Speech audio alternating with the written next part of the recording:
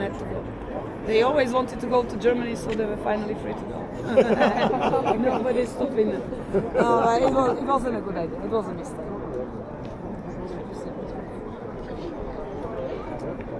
In Switzerland, approximately 3 million. But it's always rough numbers because, first of all, not all of them sympathize with Nazis. Not every German is a Nazi, right? Mainly not every student in Germany is a Nazi. Then they were, due to the fact that they lived alongside with Czechs and the Jews there for centuries, there were mixed marriages. And then now what? 20% are somehow related to other nation or other race or whatever we want to call it, because nobody came before. Centuries they lived there in peace. They speak the language they need. The truth is that it's much easier to learn German than Czech. No, that's technical problem. That's reality. So if there is a family which is mixed up, basically they end up talking all German because it's just a question of energies and and so on. And in fact, the Czechs after 1 year in Germany, they don't have an accent anymore. They can go fluent if they really are trying hard. But the Germans, even after 20 years, you can still hear it there. And they never learn. Our grammar is complicated, much more than the German one. So you can always, there's words we always know, like that's what worked for.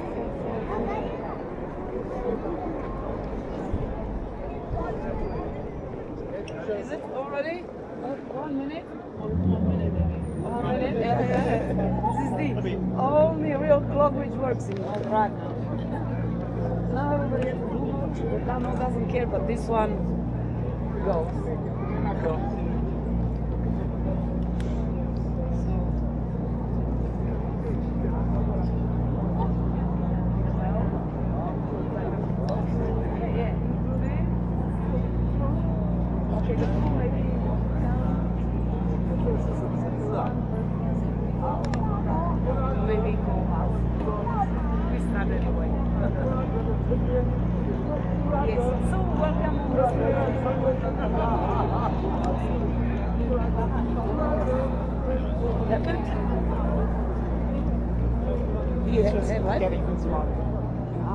So I thought like you were. So, however, our tour is like it's not like that much hiking around, right? We have to take the tram, but it's easy. It's easy, yeah. Yeah, we'll do it. Yeah, and otherwise it's just a walk through the old town. Because Alpan is made of 3 parts. First we have a walking part, then we'll have a break in Alpan to see some more documents, our small collection of protectorate papers and postcards, and then we pick up the tram to see the church with the crypt, which were the last church to the man who killed Reinhard Heydrich in Operation Anthropoid. So, and we'll be finishing there, because the crypt itself is a war memorial. So the guiding is not allowed inside, but there also is an exposition. This is not big, but there's pretty much reading, and who is interested usually stops there.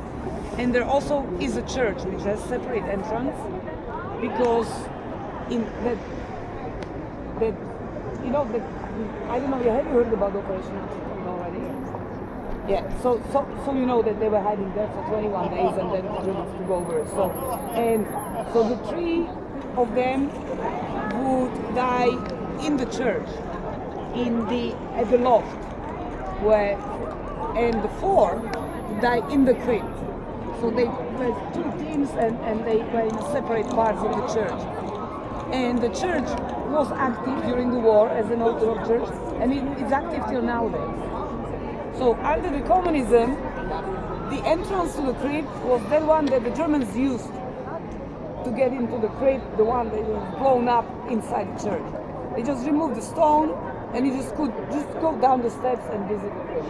But once the tourism started and the people got more and more, and school trips started, so they would, because the church was working and it was disturbing, the services you couldn't go in and out, so they would build a new separate entrance to the crypt. So the crypt is open to public and there's no problem. Sure, instead is a bit problematic because today is Easter Sunday, because it's an Orthodox church. But however, the main services are taken in the morning.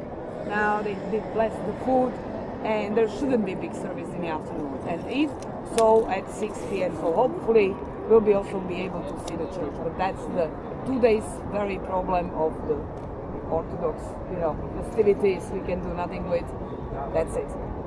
So now everybody's here. So welcome on the tour again. My name is Hannah. Nice to meet you all. And the tour is about the World War II and Operation Anthropoid, as I mentioned, because Heydrich dies in May 42. A bit too late, first of all. If he died earlier, it would be better, but unfortunately, we'll make it earlier. But it's the middle of war, and the war starts officially in September 1939. But for us, it's much earlier.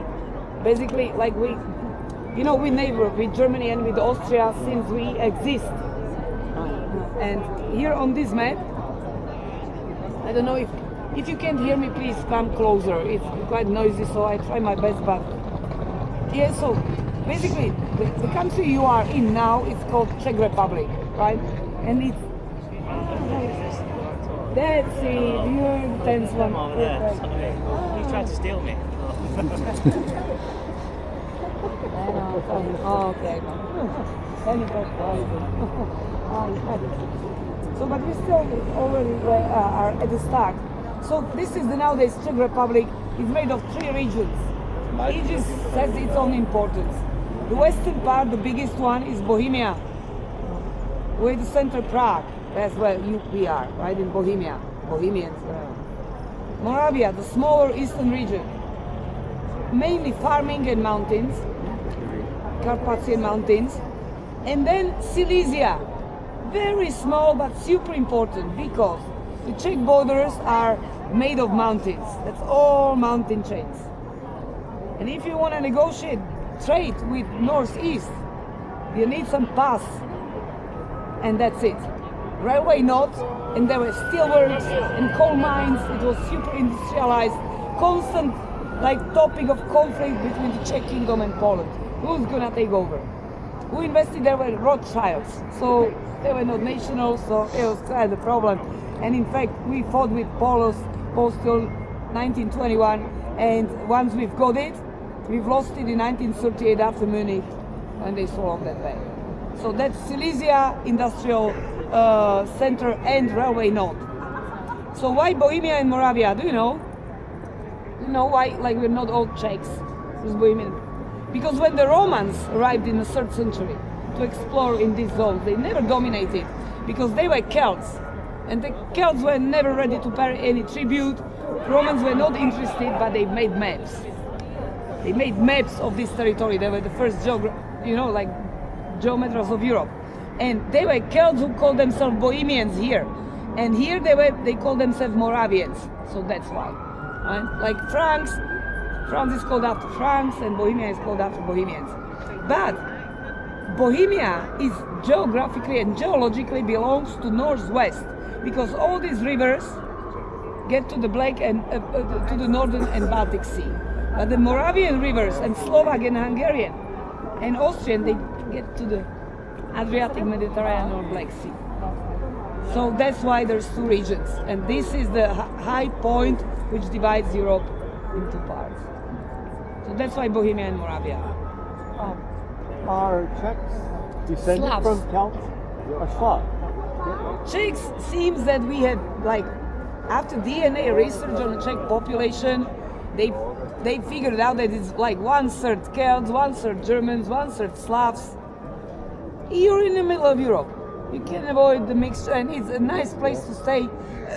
Here, good beer, grain, honey, so people, basically it was always rich region.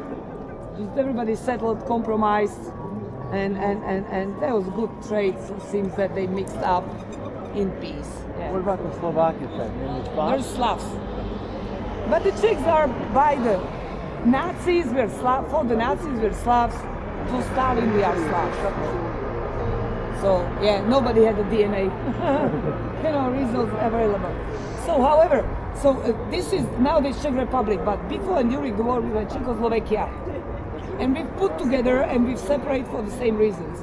We needed each other 1918s after the collapse of the empire. We didn't need each other after the end of the communist empire. Which empire? Communist. No, Communist. no, before that. Habsburg Empire. Ah. Austro-Hungarian Empire. This is huge, like it's big. 100 million of inhabitants. Goes from Europe to Balkans, right? And it's the Habsburg Empire is too big to be managed from Vienna. They're unable to, confederate this country. They always centralize the power. They force us to be Catholics and speak German and all that stuff. It's not working. And it's economically not working. We're super rich here. We have all the industries of the empire.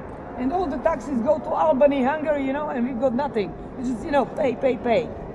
And we cannot pray the way we want. We cannot have theaters in the Czech language. So what's the advantage?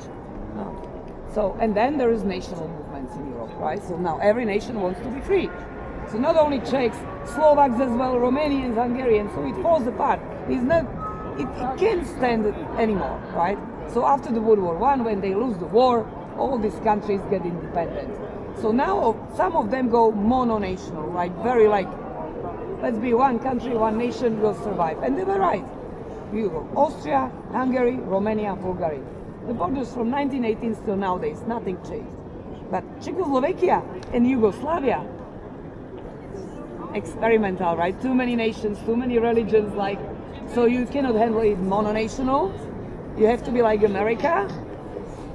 Everybody's equal, do whatever you want, in language you want, just pay the taxes, be happy.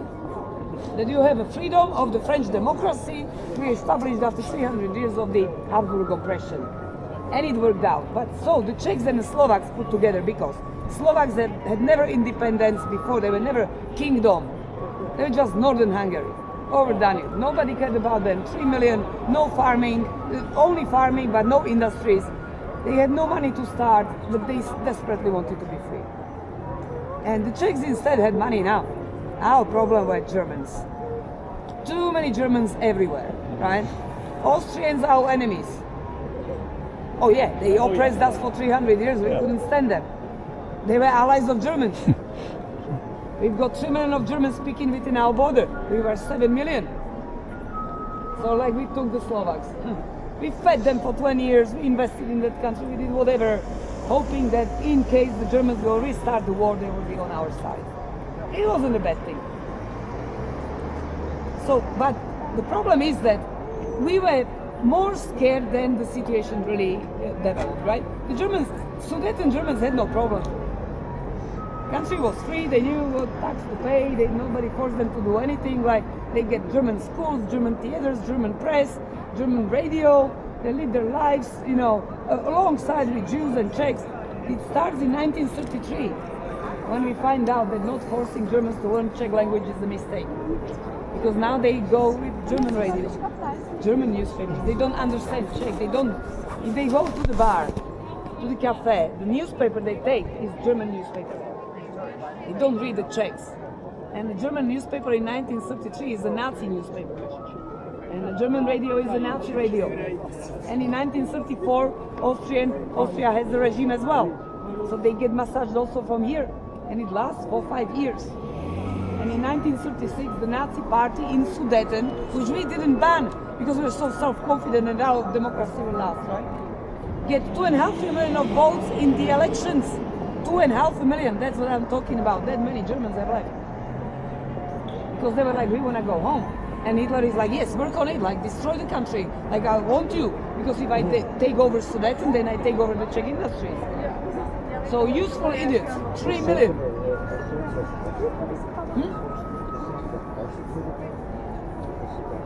Yes, Sudeten Germans, yes. That's we call them Sudeten Germans, but it's a Nazi term.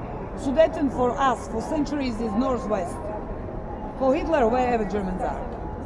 So Hitler is it's the Deutsches Lebensraum, German living territory, there's Germans living there, it belongs to us. And we're like, yeah, if Germans want to go home, they are free to, but this is our territory, we're not going to hand over. So we end up at that point, we have no diplomatic relationship with Germany anymore, we don't talk to each other. They just massacre the Jews and the Czechs massacre the Germans along the borders. It's really extremely radical there. And then Austria is annexed in spring 38. We're surrounded. They're 45 million. We're 7. We have 3 million of enemies within our border. Good perspectives. No. No chance. No chance. Yeah, the chance, there would be chances, but we've lost them all. So yeah, so Hitler decided for military operation, right? He will take over Sudeten. And the plan was to attack October the 1st. But 2 days before, he would organize, okay, it was officially Mussolini to call the Munich meeting. Munich, yeah, so that's Chamberlain, Daladier, French PM, Hitler, Mussolini. And they sign up an agreement which says which states do they imagine us evacuating Sudan. Nothing else. 6 sentences. Really ridiculous. And we evacuating what belongs to Germany. 4 signatures and guarantee of the new border. Messages we're not helping. Nobody's helping you, and if you fight the Germans back, you're responsible of war in Europe. Nobody wants it. This is a appeasement conference, so behave. And then, yeah, and this is sent to our President Benesh, who is at home. Call that a peace conference? Yes, peace conference. They always call it peace conference, no? Yeah, when you hear peace conference, like run away. Well, take a gun and get ready. So yeah, however, like, okay, we have no allies. Nobody can physically help us. The only who can help us are Slovaks and partially Poles, but Poles have their own troubles. They're getting ready for war with Germany. They probably wouldn't get involved. We have more tanks and motor vehicles than Germany. Our border is not lowland as in Poland. Our border is all mountains. We've completed 60% of our protective chain. We've got 2 lines of like fortresses. You know, we were ready for war. We've got 1 million of men who couldn't wait to kill a German. Like really, we were ready for war. And we were fed with this propaganda for years, right? And our president doesn't give the order to fight the Germans back. So it's our fault, right? It's our fault. We abandoned our president. And of course, like when they had to decide how many Czechs will die, how the country will be destroyed, we couldn't last for long. We might last 4 months. 4 months is a long time. Because October, November it's snowing. December you have 1 meter of snow in the mountains, and it wouldn't be easy. You can bomb, but there still will be 7 million of people. And so we really have lost it, and it's the trauma, that's the nightmare, that's the worst moment in the Czech history. We never digested it, and it's that pill we cannot swallow. We had to fight the Germans back, and some of the generals did, but it wasn't coordinated. They basically, in 3 months, Sudeten were evacuated from Czechs, Germans who didn't like Hitler, and Jews who had made it out. And half a year later, the Slovaks will split from us, and the political vacuum will allow Germans to take control of the rest of the country, which now belongs to nobody, because Czechoslovakia is no more a state. So March 15th, 1939, we've got anniversary. A couple of days ago, Prague was invaded by German troops. That's not German army, this is our army. And they go home, and that's the building. That's here. That's here. Yeah. Can we take a photo? Oh, absolutely.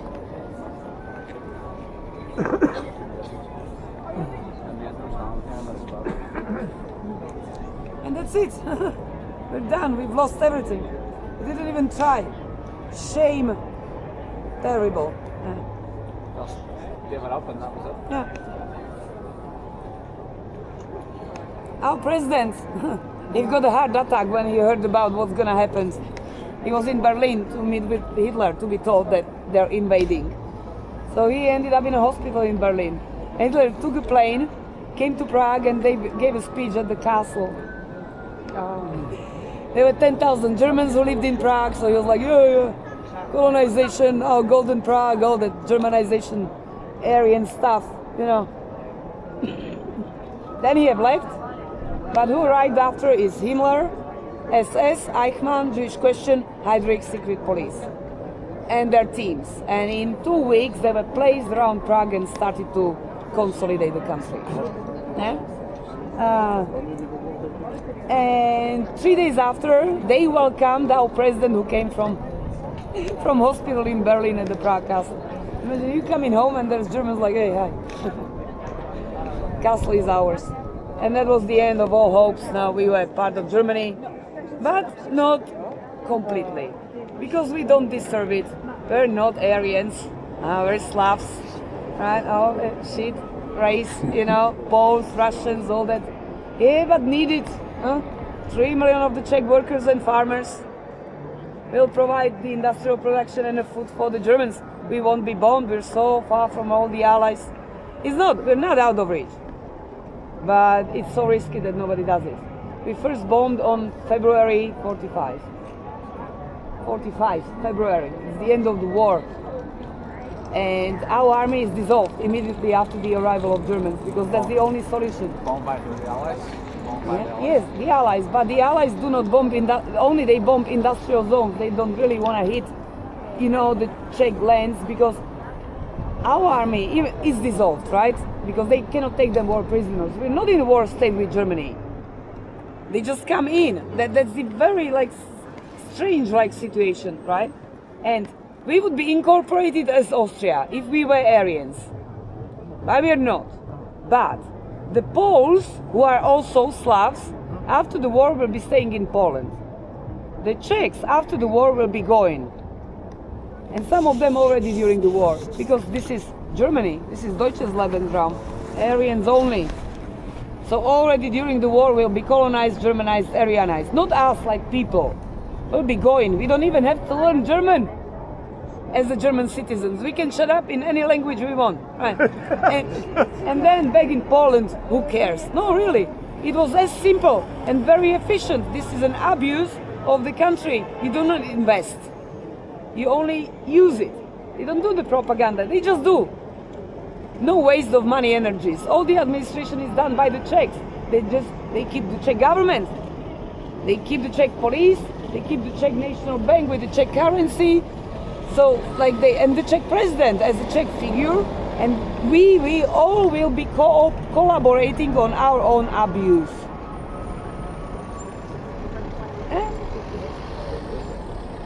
And so the first thing we had to learn, and that was so much fun, how to drive on the right side. So now if we turn, so you can see it now from here, and you're again standing at the same spot. And he says also in Prague we drive on right. Yeah, we had to switch, we were on left. Austria, all the empires were on left before the war. And as they were occupied, they get to change. Austria had to, because that was Germany. So because of the, logistics of the problem. They go bilingual, you see. Czechs and Czech and German. Until the end of the war, everything will be happy. Newspapers in Czech, radios in Czech, everything, propaganda, but not in German. We don't need it. Only for Germans here. So there were crashes, because it's not like we're occupied, but it's nothing imprevedible will be happening, right? It already happened in Germany. They were eliminating resistance. Then in Austria, we knew how they will be confiscating the Jewish properties and in which order, as well as we knew how they will do with the local population. The first thing they did in Austria, confiscated cars, motor vehicles to the private who had them for fun. So if they order the Czechs to drive on the other side, what they do? They crush the cars, because they know that the Germans will take them anyway. So the Germans just confiscate them earlier, because they understand that they're not as smart, as they like. They are preventable from this point of view, but nothing good is expected. And that's this optimistic, entree. And now we go to the old town, okay? This way, please. I'll try to always be on the larger side of the people.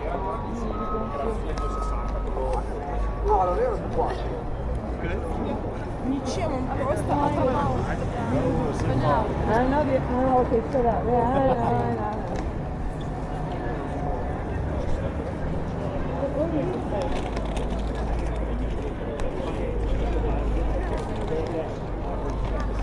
So the Czech pilots who are in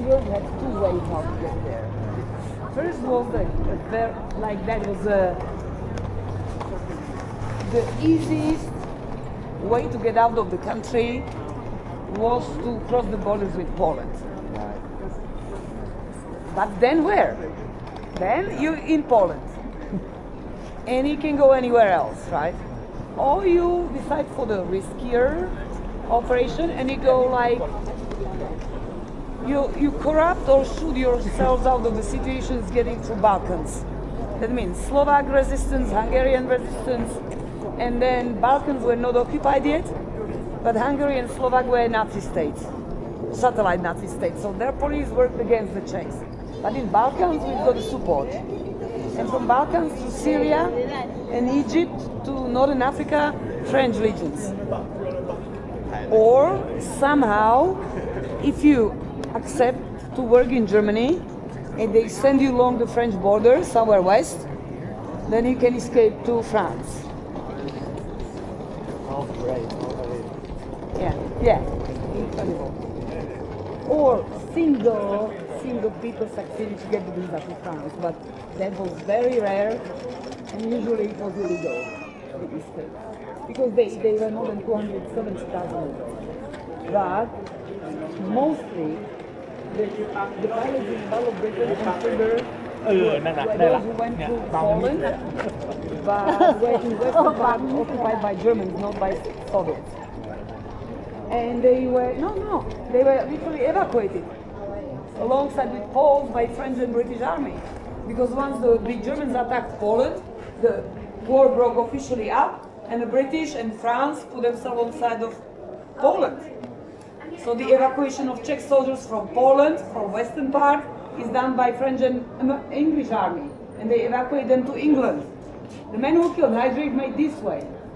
When the army was dissolved and they were sent to work in Germany, the Czech soldiers, they would all escape abroad. Not all of them.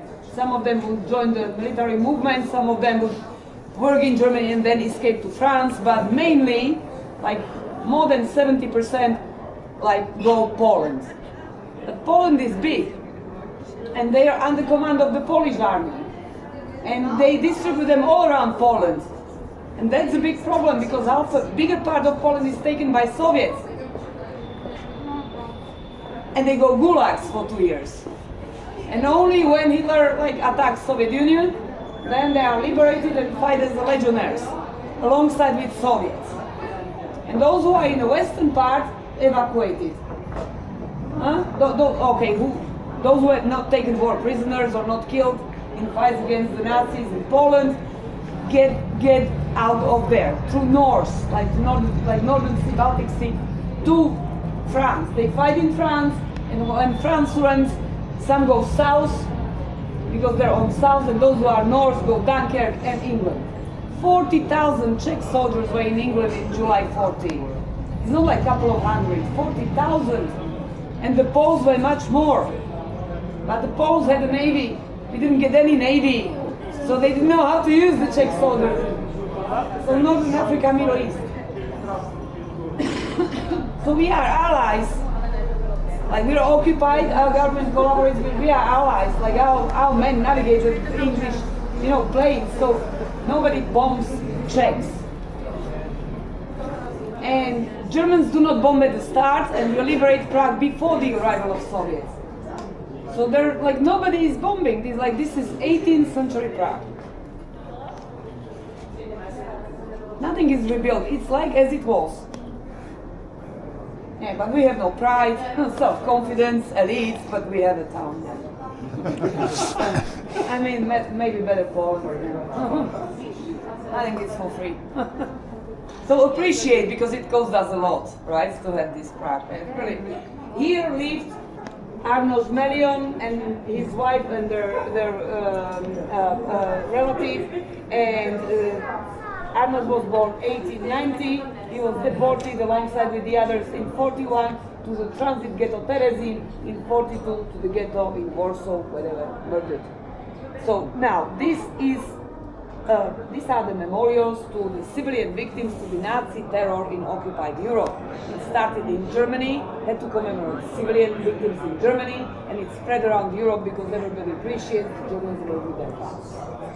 Now they 100,000 around Europe, 3,500 in Prague, and they call Stolpersteiner. You have to be relative to the person who was killed by the Nazis and was a civilian, and you can apply for it, they will make it for you, install it for you wherever you want to. But you have to be a relative. That's because of like, you know, it's personal thing, so you can take money. So and then. So that brings me to what is the occupation by us. Well, usually when you watch the documentaries, you see the occupation of Poland or France is a real military campaign. They have an army going bombing, you know, like people die in bombings, people, not only soldiers but civilians as well. So then you have Einsatzgruppen, you know, working with gypsies, Jews, and communists and the others. You have the secret police, SS operating there, Waffen SS. But it's a military conflict against the other state, and the enemy wears uniform. And when you're on the street, you know exactly who is the German and who is the Pole. You know what I mean? But not here. Because here, German army doesn't station because there's no Czech army. And we're under control of the teams of Heydrich and Himmler. That means secret police and SS. Now, here they do not kill people. Not on the streets, and rarely they execute them here. They prefer deport the Czech politicals and whoever abroad. Politicals to Germany, to the camps in Germany, and the Jews and racial victims to the east, and to kill them there, not to show the Czechs what is really going on. Because they need the 3 million of the Czech workers to work. So they don't want to provocate us, but at the same time they want to show up who's the master at home. You know, it's not about shaking hands like, hi, please, will you work for us? This is like, where you bastards, if you don't work, like you will be seeing what's going to happen, right? So that's why they evacuate 7,000 elites immediately, within 2 weeks, and they're in camps in Germany. Why? They had no time to commit any political crime. But they are politicals, that's prevention. Army is missing, they're gone. Our elites are in the camps, universities closed, students have to work, who doesn't work goes to Germany, and they start the racial program. And within 5 months we're absolutely consolidated, and they break the war, and they attack Poland. We're occupied in half of March, and in September they go Poland. So that's the period when they consolidate. SS teams, white collars, economists, lawyers, doctors, engineers and architects, employees of the ministries, officials, and the secret police, who are not like in the French movies, they really are pro. They dress like us. And we have the refugees from Germany and Austria who escaped Hitler, who hope they'll be free. They're 200,000, and they don't know where to go. They're trapped. There's no. From here, you're not gonna leave. You go nowhere. This is the Nazi ocean. This is Poland in war, and these are satellite Nazi countries. Where you wanna go?